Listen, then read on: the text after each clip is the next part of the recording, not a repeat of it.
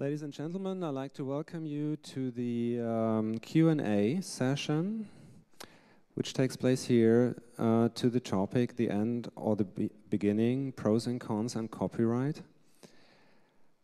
First, a little instruction and the challenges to copyright brought on by the digital revolution are many. Information wants to be free, Stuart Brand famously said and continued, and information also wants to be expensive. And the question we try to get some answer to are, is copyright protection for media even possible any longer? Is it the right thing? What happens to author and artists when no one has to pay for their work? And I'd like to talk and introduce to you Tracy Armstrong. She's the President and Chief Executive Officer of the Copyright Clearing Center. Tracy Armstrong, bringing more than 20 years of experience in right management with CCC to the industry, leading the organization through a period of phenomenal change and challenges. Tracy has helped transforming CCC licensing solutions to meet the need of today's digital publishing world. Since joining CCC 2 decades ago, the company has grown from 40 employees and $10 million in annual revenue to more than 200 employees and $205 million revenue. And the first question I want to ask to Tracy is, could you please provide the audience some information on the history or the origin of the Copyright Clearance Center and its function in the US? Sure, thank you very much, Daniel. The Copyright Clearance Center was opened for business in 1978, so over 30 years ago now. And it was opened in January of that year when the Copyright Act of 1976 took effect in the United States. So this was a rewriting of legislation in the United States. And during the rewriting of this legislation, the Congress of the United States came to market leaders, publishers, authors, and users of copyrighted information and suggested that the market should form a solution, a marketplace in effect, where rights could be exchanged. And their creation and response to that suggestion was the Copyright Clearance Center. So that's really where its origins lie. Could you please explain your current position to the subject of copyright protection and the relevance for your professional activities? You could make a little statement for some minutes, as long as you take. Okay. Well, I guess I'll comment on where Copyright Clearance Center and where licensing in general fits in terms of protecting copyright. I think when you think about the term copyright protection, you can have two responses to that right away. I think one instant response among many people would be thinking about encryption, locking information up to make sure that it's protected and that the authoritative copy finds its way to the appropriate user who is authenticated. That's one way that some people react to the term copyright protection.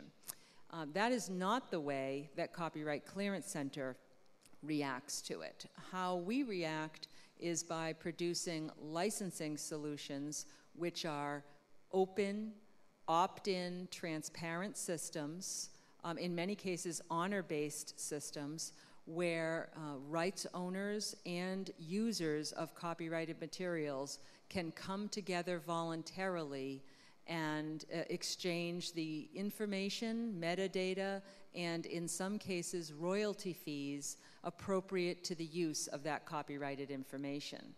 And that is true in the academic market, in the corporate market, and also for private uses as well, so commercial and non-commercial uses.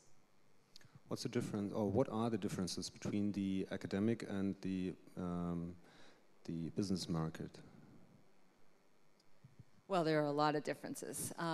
The Copyright Clearance Center is headquartered in Massachusetts in the United States, and has been licensing US headquartered corporations and academic institutions now, as I mentioned, for now more than 3 decades. In the United States, there's a concept known as fair use, and that concept has 4 factors for determination whether or not the use is fair, and one of those factors is whether or not the use includes commercial gain for the user of the copyrighted material. So right off the bat, you can see that would be a big difference in an academic environment versus a corporate environment, where, you know, a typical for-profit corporation, of course, has a much higher likelihood of commercial gain, where an academic institution, almost all of them are nonprofit, although there are some for-profit, but the majority are nonprofit, would have a much lower chance. So that's one difference right away. We had a lot of discussions here at the conference about copyright, and there was a very strong statement from one of the panelists. He said, if you put something in the internet, it's gone. And it's gone in the sense of there is no really copyright anymore in the sphere of social media, and the whole internet is coming up. And since everybody has the possibility to upload nearly everything from everywhere to everywhere, and to share a lot of files, and services such as Pirate Bay that can be used worldwide, copyright cannot be really protected. That was his thesis. What, in your opinion, is the status quo of regulation, and your personal opinion to this problem? And it really is a problem for the whole media industry, as we heard here on the conference. Yes, it absolutely is a problem for the whole media industry, and I think one of the things that I would point out right away, just to build on a comment you just made, is that today everyone is a publisher. Whether you're a photographer, whether you're a writer, a videographer, filmmaker, whatever your creative area is, you are able to publish your works yourself, or in small consortia, other mechanisms than were previously available 5 years ago, or even more recently than that. So it is true that everyone can proliferate their creativity in different ways today. I do not agree at all with the comment that when material is put on the internet, it's just there and it can be consumed by anyone at any time with no regard for copyright. It is true that it can be consumed much more easily and by many more people than you could ever imagine reaching before, with enormous benefit to those communities. But there are, certainly, there is the need to respect copyright, and there are many mechanisms through which that can be done. So if you don't mind, I'll just build on that with a couple of examples. So one thing to think about right away is the word seamless. When you are going about using content on the internet today, you're finding information. First of all, you want to be able to find the information that you need.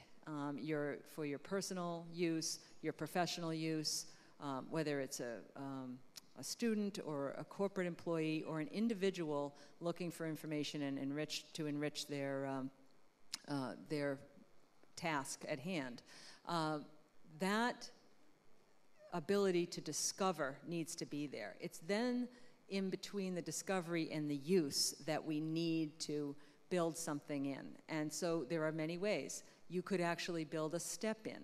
For example, I would use an example, one of the offerings that we have, just as an example, because obviously I know that better than many other things, is a product that is a tool you can affix to digital content. Copyright Clearance Center, also known as CCC, licenses predominantly text, But we also license millions of photographs and now moving images as well, video content.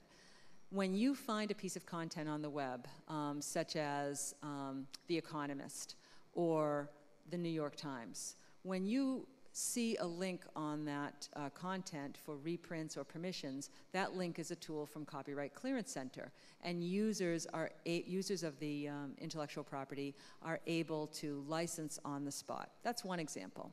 Another example, not a Copyright Clearance Center example, for seamless sharing and let's say peer-to-peer sharing is possibly some sort of a fee that could be paid through the internet service provider.